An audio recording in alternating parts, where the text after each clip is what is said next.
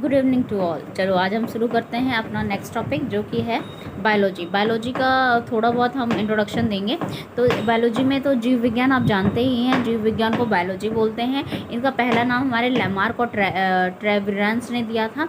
ठीक है, जीव विज्ञान जो है वो जीव विज्ञान दो शब्दों से मिलकर बना है, बायोस और logos. BIOS means life, means जीवन, लोगोस मीन्स स्टडी मतलब अध्ययन। ठीक है, उनसे हम मिलके पढ़ते हैं। दो तरीके के होते हैं, वनस्पति विज्ञान और जंतु विज्ञान। ठीक है, दो पार्ट होते हैं। तो वनस्पति विज्ञान की उत्पत्ति ग्रीक शब्द बास्किन से हुई है, जिसका अर्थ होता है चरना। क्या होता है? चरना। थियोफ्रेस्टस को हम फादर ऑफ बॉटनी बोलते हैं। इन्होंने अपनी एक बुक लिखी थी हिस्टोरिया प्लांटेरम, और उसी में उन्होंने इसके बारे में बताया था। अरस्तु को हम जंतु विज्ञान का फादर बोलते हैं। इन्होंने अपनी बुक जंतु इतिहास, जो कि हिस्टोरिया प्लांटेरम थी, उसको लिखा था। ठीक है, तो उनको हम जीव विज्ञान का क्या समझते हैं? फादर समझते हैं। ठीक है, अब इसके बाद में बात कर लें कि जीवधारियों के क्या गुण होते हैं। तो मुझे नहीं लगता कि इसमें ज़्यादा कुछ बताने की ज़रूरत है, आप इसके बारे में जानते ही होंगे, इतना पढ़ा ही होगा आपने।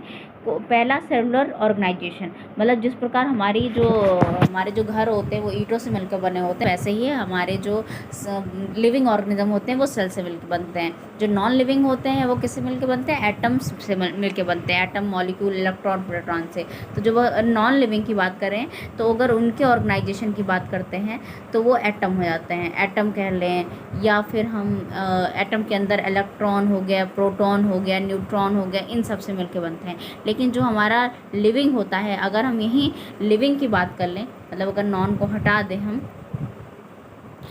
हटा दें तो यहाँ पे अगर हम लिविंग की बात कर लें तो लिविंग में हमारा जो फंडामेंटल यूनिट होता है वो क्या होता है? सेल होता है। ठीक है, सेल से मिलके हमारे टिश्यू बनते हैं, टिश्यू से मिलके ऑर्गन बनता है, और ऑर्गन से मिलके हमारा ऑर्गन सिस्टम बनता है।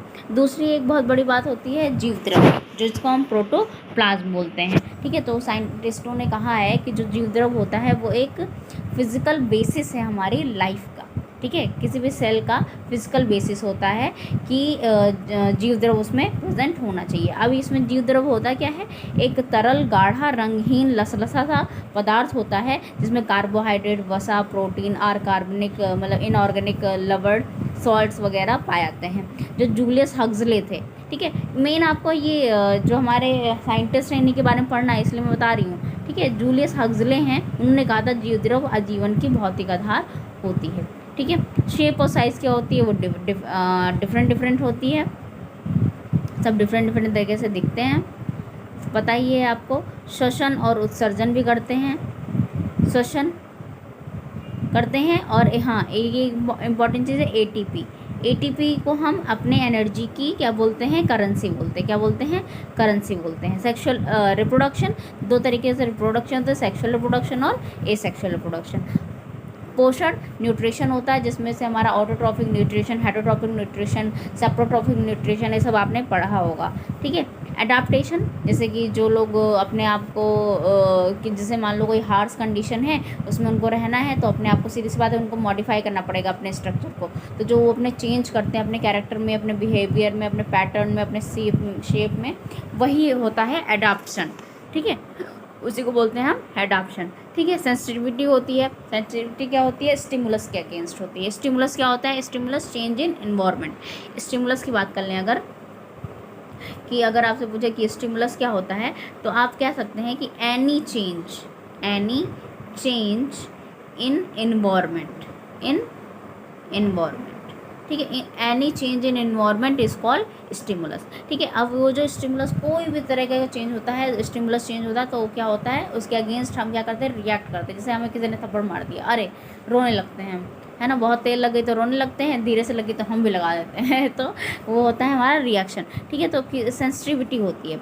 फिर एक्सक्रीशन, जो खाएंगे तो निकालेंगे है ही। फिर लाइफ साइकिल, उत्सर्जन में हमारे CO2, यूरिक एसिड वगैरह बाहर निकाले जाते हैं। जब हम ह्यूमन फिजियोलॉजी पढ़ेंगे तो उसमें हम जो हमारे एक ऑर्गन सिस्टम, उनके बारे में हम पढ़ेंगे। अब लाइफ साइकिल क्या होता है कि जो सभी जीवधारी होते हैं वो क्या होते हैं? छोटे बच्चे से लेके फिर बुढ़े होके डेथ तक की अपनी प्रक्रिया पूरी करते हैं, इसको बोलते हैं हम लाइफ साइकिल। ठीक है। अब जो है, अब इसमें थोड़ा सा इम्पोर्टेंट क्या है, तो ये हमारा इम्पोर्टेंट है, जीवाश्मिकी के जनक की उपमा किसे दी जाती, तो लियोनार्डो दी विंसी को दी जाती है। संपूर्ण जैविक प्रक्रिया के संचालन हेतु ऊर्जा या ईंधन कोशिकाओं को किस रूप में मिलता है? अभी मैंने बताया हमारे बॉडी में एनर्जी की करेंसी क्या होती है, एटीपी होती है। क्या होती है? एटीपी होती है, जिसका फुल फॉर्म होता है एडेनोसाइन ट्राईफॉस्फेट। क्या होता है? Adenosine triphosphate. ठीक है, समझ में आया। और सबकी जो लाइफ साइकिल होती है, मतलब सबकी जो लाइफ अवधि होती है वो सबकी अलग अलग होती है।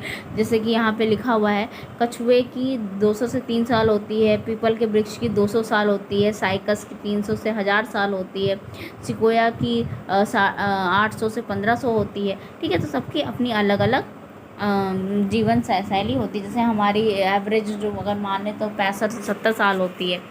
इसी तरीके से सबकी अलग अलग लाइफ साइकिल होती है। अब हमारे जो लाइफ है उसकी उत्पत्ति के भी कुछ सिद्धांत दिए गए हैं।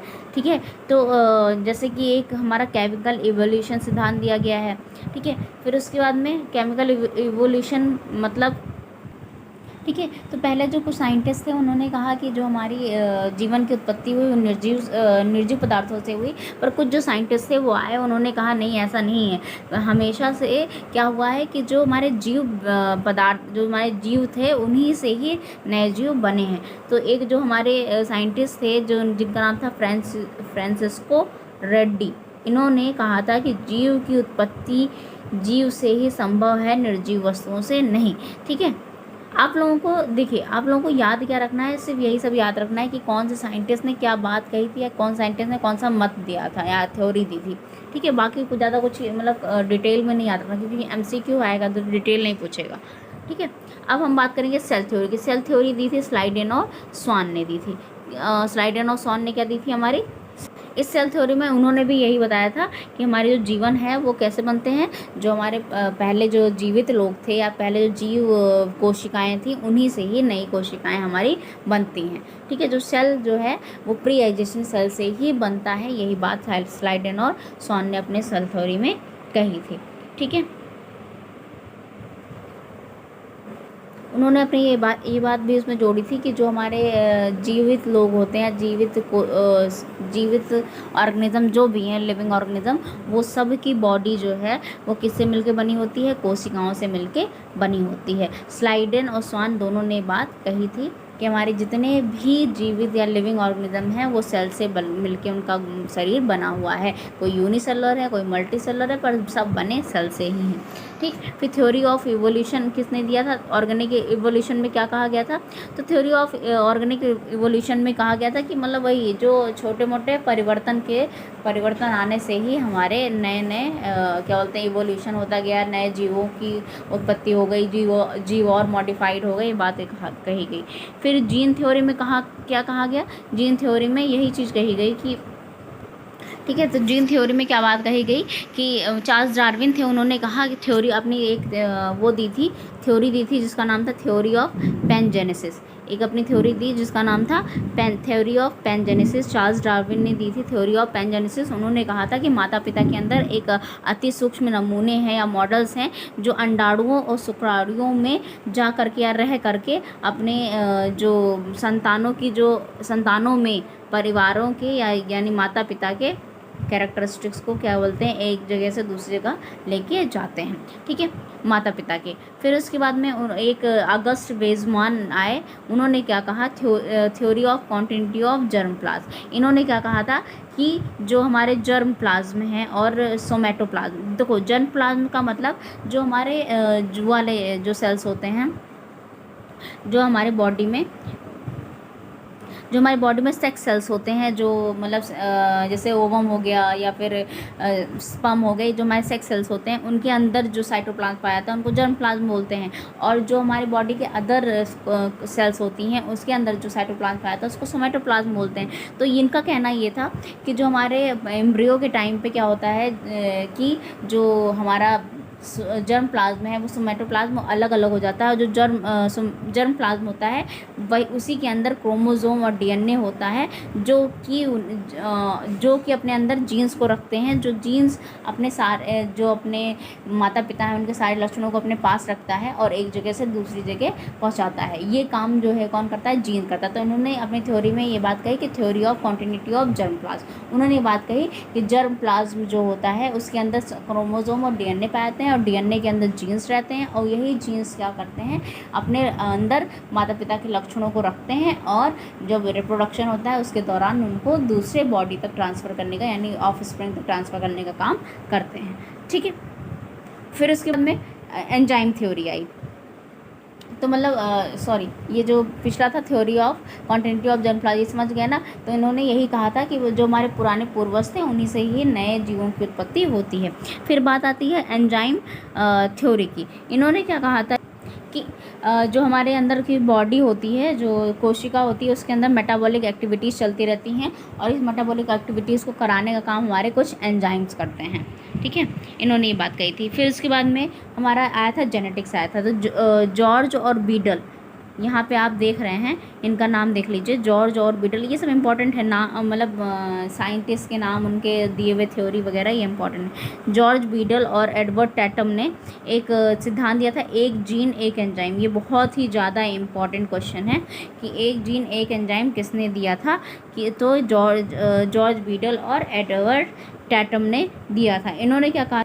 इन्होंने कहा था कि हमारे जो बॉडी में जो उपापचयी मतलब मेटाबॉलिक एक्टिविटीज़ होती हैं वो सब एंजाइम्स करती हैं और हर एंजाइम्स के लिए एक जीन जो होता है क्या होता है? रिस्पॉन्सिबल होता है। मतलब एक जीन एक एंजाइम को क्या करता है? कंट्रोल करता है या रेगुलेट करने का काम करता है। ठीक है, और ये सब इम्पॉर्टेंट नहीं है। ये जो हमारे वेरिएबल जीन एक्टिविटीज़ है ये इंपॉर्टेंट नहीं है। इसमें जाइगोट है, माइटोटिक है, ये सब ज़्यादा इंपॉर्टेंट नहीं है और ना ही पूछा आता है कभी। फिर होम्योस्टैटिस की बात कर लें। ठीक है, तो होम्योस्टैटिस की बात कर लें तो इसमें से कुछ हमारे उनके नाम दिए हुए हैं साइंटिस्ट के, जैसे क्लाडी बर्नार्ड। फिर उसके बाद में वाल्टर वी कैनन ने समस्थापन या फिर समस्थैतिक यानी होम्योस्टैटिस की संज्ञा दी थी। ठीक है, तो इन्होंने कहा क्या था? इन्होंने कहा कि जो हमारे मेटाबॉलिक एक्टिविटीज़ होती हैं तो वो हमारे आउटर इन्वायरमेंट के अकॉर्डिंग चेंज होती रहती है। जैसे हमारा आउटर इन्वायरमेंट अगर चेंज होता है तो उसी के अकॉर्डिंग उनकी बॉडी जो होती है वो चेंज होने लगती है। इसी कंडीशन को बोलते हैं होम्योस्टैटिस कंडीशन। मतलब अपने आप को इन्वायरमेंट के अकॉर्डिंग क्या करना? बैलेंस रखना। ठीक है, ये बात किसने कही थी? ये वाल्टर वी कैनन ने ये बात कही थी होम्योस्टैटिस की। ठीक है, फिर आगे हम पढ़ेंगे जीवधारियों का वर्गीकरण, ये हम पढ़ेंगे अगले वीडियो में। Thank you, subscribe my channel. Thank you.